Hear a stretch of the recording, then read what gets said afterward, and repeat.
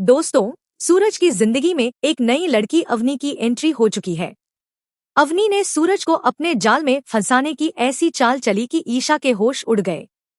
कहानी की शुरुआत तब होती है जब एक दुल्हन के जोड़े में सजी एक लड़की रोते हुए दादा भाई यानी सूरज के पास आती है। वह कहती है, दादा भाई, एक आदमी ने मुझसे शादी करने का वादा किया था, लेकिन आखिरी समय पर उसने शादी करने से इनकार कर दिया। अगर आज मेरी शादी नहीं हुई तो मैं जीते जी मर जाऊंगी। मेरा कोई अपना नहीं है और अब हर कोई मुझे बुरी नजर से देख रहा है, इसलिए मैं आपकी मदद मांगने आई हूँ। यह सब देखकर ईशा सूरज से कहती है, तुम तो खुद को इंसाफ का सबसे बड़ा पुजारी बताते हो, अब इस लड़की के साथ इंसाफ करके दिखाओ। तभी सूरज कहता है, आज से अवनी की जिम्मेदारी मेरी है, मैं इसकी हर जिम्मेदारी उठाने के लिए तैयार हूँ। सूरज की यह बात सुनकर ईशा पूरी तरह हैरान रह जाती है। उसे विश्वास ही नहीं होता कि जिस फैसले को लेना उसके लिए इतना मुश्किल था, वही फैसला सूरज ने एक पल में कर लिया। इसके बाद सूरज अवनी को अपने घर में रहने की जगह दे देता है, लेकिन यहीं से अवनी अपनी असली चाल चलना शुरू करती है। वह देखती है कि सूरज और ईशा पति पत्नी होने के बावजूद उनके बीच पति पत्नी जैसा रिश्ता नहीं है। तभी वह सोचती है कि यही सही मौका है और वह दादा भाई को हमेशा के लिए अपना पति बना सकती है। धीरे धीरे अवनी सूरज और ईशा के बीच गलतफहमियां पैदा करने लगती है।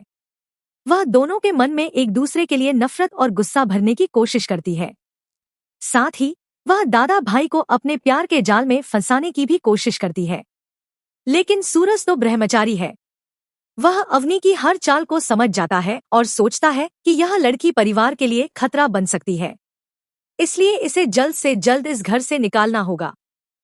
दूसरी तरफ अवनी ईशा को भड़काने में कोई कसर नहीं छोड़ती। वह ईशा को कुछ नकली तस्वीरें दिखाती है जिनमें सूरज और अवनी साथ दिखाई देते हैं। यह देखकर ईशा के मन में जलन और शक पैदा हो जाता है। उसे लगने लगता है कि सूरज अब उससे नहीं बल्कि अवनी से प्यार करने लगा है। हालांकि सूरज को अवनी की पूरी सच्चाई पता होती है और वह ईशा को सब कुछ समझाने की कोशिश करता है, लेकिन अब ईशा उसकी एक भी बात सुनने को तैयार नहीं होती। दोनों के बीच बढ़ती दूरी देखकर अवनी बहुत खुश हो जाती है। वह सोचती है कि यही सही समय है।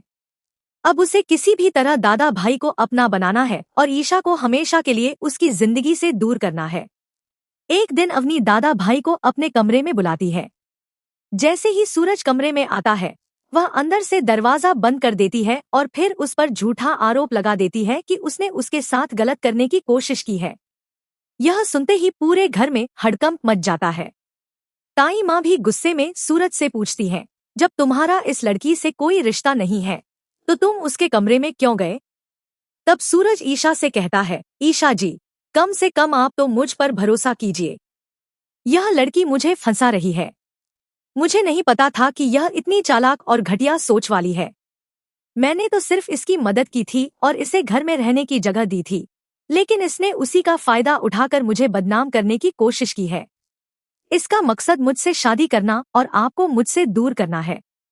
इसके बाद सूरज अपने बेगुनाह होने के सबूत भी ईशा के सामने रखता है और कहता है, आपके अलावा मैं किसी और से प्यार नहीं करता।